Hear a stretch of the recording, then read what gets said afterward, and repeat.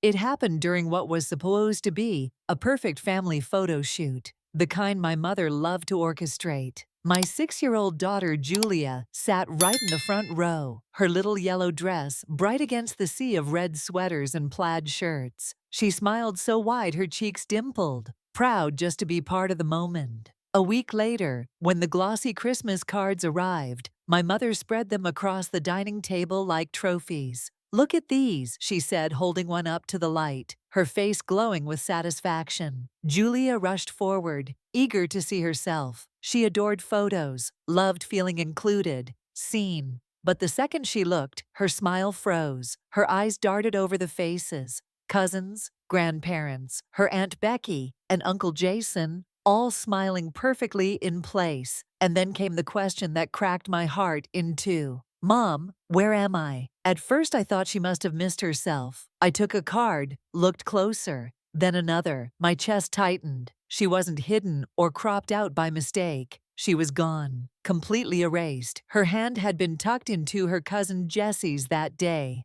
I remembered it clearly. But now Jessie's hand just hovered strangely, cut at an odd angle. The floorboards where Julia had stood had been copied, pasted, and stretched over the spot she'd occupied. This wasn't a glitch. Someone had intentionally paid to have her removed. Julia's small fingers trembled as she flipped through card after card. "Maybe I'm hiding," she whispered. "Maybe I'm behind someone." Then her voice cracked, but I was there. She dropped the cards and looked at me, eyes brimming. "Why am I not in any?" I pulled her close, holding her shaking shoulders while fury burned cold beneath my skin. She was 6 years old, and she already knew what it meant to be erased. Across the room, my mother adjusted one of the cards on the mantel, admiring it like nothing was wrong. "The colors look so clean this year," she said smugly. My phone buzzed with a new message in the family group chat. "Becky finally looks uniform." Uniform. Like my child had been a stain they'd wiped away. Julia wiped her face and whispered,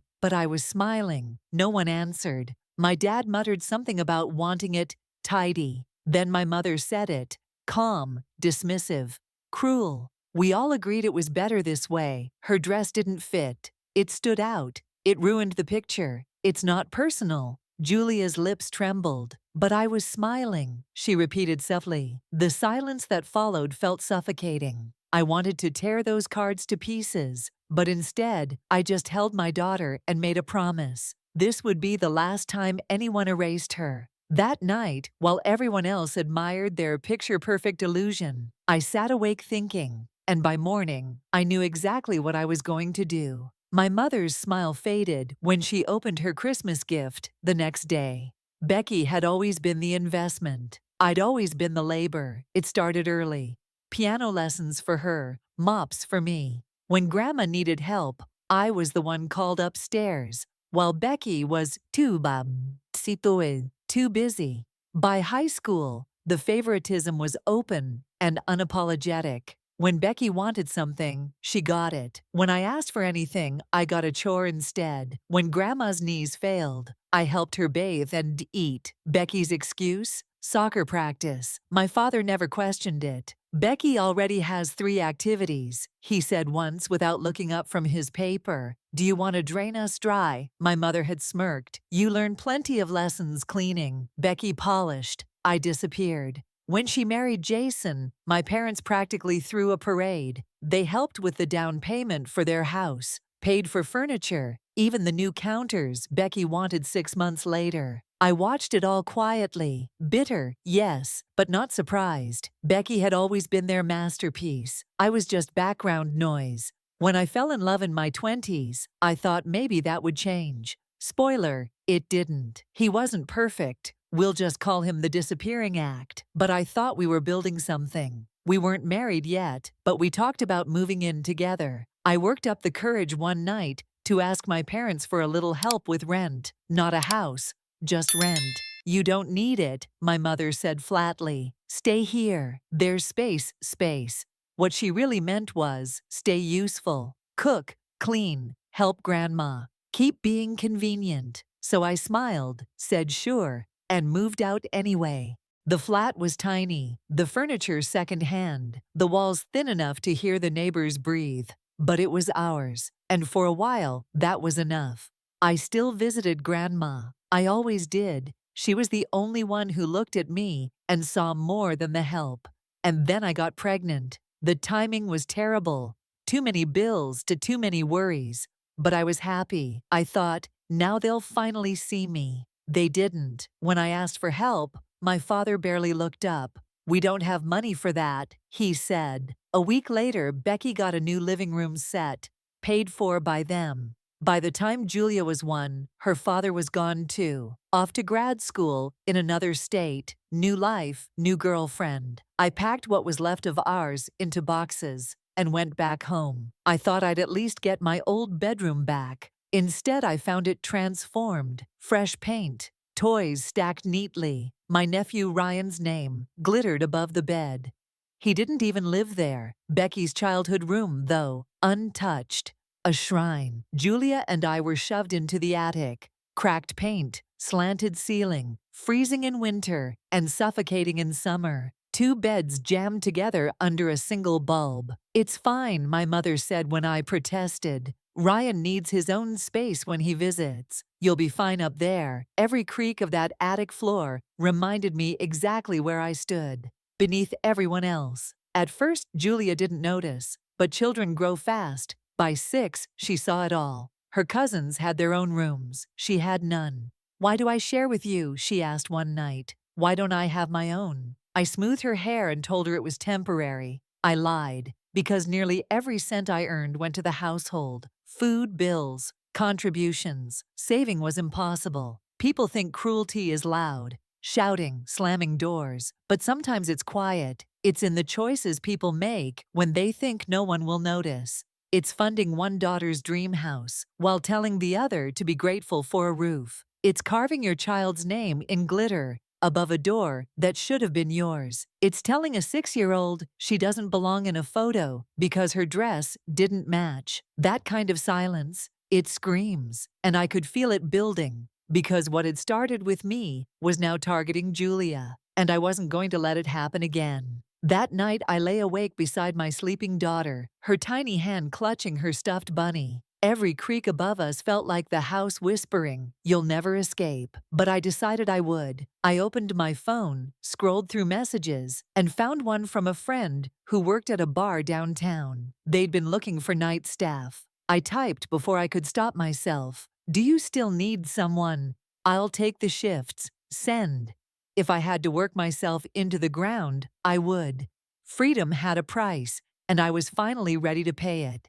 Before bed, I crept to Grandma's room. Her lamp was still on, the soft yellow glow spilling under the door. She was sitting up, glasses low on her nose, doing her crossword puzzle. "Can't sleep?" she asked, not looking up. I smiled faintly. "You know me." I sat on the edge of her bed and handed her one of the Christmas cards. She studied it, frowning, then saw it, or rather saw what wasn't there. Her lips pressed together. "Julia was there," she said. "Yes," I replied quietly. "Front row, yellow dress." But apparently yellow didn't match the uniform. She sighed, set the card aside. I told her about the job, about the plan. "I can't keep her here," I said, my voice shaking. "Not when they treat her like this. I'll work nights, save. We'll leave." Grandma watched me for a long time. Then she said, calm and cryptic, "You won't need to do that." "What do you mean?" I asked. "Just leave it with me," she said, turning back to her crossword. I didn't understand then. I just kissed her cheek and went back to the attic, still planning my escape. The next morning, everything changed. When I came downstairs, a small box sat on the table, neatly wrapped, as if it had always been there. "A gift from Grandma," my mother said, already smiling as she peeled the ribbon away. Inside wasn't jewelry or cookies. It was a stack of papers. Her smile vanished. My father stepped closer, reading over her shoulder. His mouth fell open. I leaned forward and caught the header, "Legal seals, official formatting." Before anyone could speak, Grandma appeared in the doorway, cane in one hand, lawyer beside her. "It's not a joke," she said evenly. "That's an eviction notice. And I've changed my will. Megan and Julia will have this house. You'll get nothing." Silence shattered the room. My parents froze. Julia clutched my hand. Then the shouting began. "You can't do this," my mother screamed. "You're not in your right mind." My father tried to reason, his voice suddenly soft. "Think about what you're saying. Think about the family." Grandma didn't flinch. "I am thinking about the family," she said. "I'm thinking about the child you tried to erase." The lawyer cleared his throat. "Everything's drafted and signed. It stands." My father's knees buckled. I didn't know whether to laugh or cry. After years of being invisible, someone had finally seen me and my daughter and decided we mattered. For the first time, the silence in that house wasn't my punishment. It was their consequence. The house fell into a heavy, unnatural quiet after Grandma's words. No shouting now, no excuses, just stunned silence. My parents stood there pale and speechless, the lawyer calmly packing his briefcase, while Julia clung to my hand. When Grandma finally turned to leave, her cane tapping softly on the floor, she didn't look back. She didn't need to. The decision was final. That evening, the silence shifted. It wasn't relief. It was tension. My father retreated to the garden, hacking at shrubs that didn't need trimming. My mother slammed dishes in the sink, each crash louder than words. Julia noticed. "Is it over now?" she whispered that night in the attic. I wanted to tell her yes. I wanted to promise her peace, but I knew better. "Not yet," I said quietly, brushing her hair from her face. Because silence like that never lasts. It's just the calm before the next storm. And the storm arrived 3 mornings later. A sharp knock, firm, deliberate. When I opened the door, 2 uniformed officers stood on the porch, beside a woman with a clipboard. Adult Protective Services. My stomach dropped. My mother appeared behind me instantly, voice dripping with fake sweetness. "Oh, officers, thank you for coming. We were so worried." The taller officer cleared his throat. "We received a report of possible elder abuse in this household. We'll need to speak to everyone separately." Elder abuse. Of course, I didn't need a confession to know who'd made the call. They separated us. Grandma was escorted to her room. Julia was led to the kitchen by the female officer, her little hand clutching her stuffed bunny. I sat on the couch, the clipboard woman across from me. My mother hovered nearby, whispering words like confused and unsafe. My blood ran cold. They weren't just trying to smear me. They were trying to destroy me. If they arrested me, what would happen to Julia? I swallowed hard and forced my voice to stay calm as the questioning began. "Do you prepare meals for your grandmother?" "Yes," I said carefully. "I always have." "Were you alone with her before she signed those documents?" "Yes, but not during." "Who was the man in her room that morning?" "Her lawyer, the one she hired." The questions weren't unfair, but the way they watched me, pens scratching, glances exchanged, it felt like guilt had already been decided. From down the hall, I heard Grandma's voice, clear, steady, her tone sharper than it had been in years. By the time the officers came back out, everything had changed. Their expressions had softened. The suspicion was gone, replaced by something harder, colder, but not directed at me. They were looking at my parents now. And then Grandma appeared in the doorway herself, leaning on her cane, but standing tall. "No one forced me," she said firmly. "I called my lawyer myself. I knew exactly what I was doing. And I changed my will because it's my right to do so." The room went dead still. Then she turned her gaze on my parents, eyes blazing. "The only abuse in this house is how you treat Megan and that child." If words could slap, that one left a mark. The APS worker closed her folder.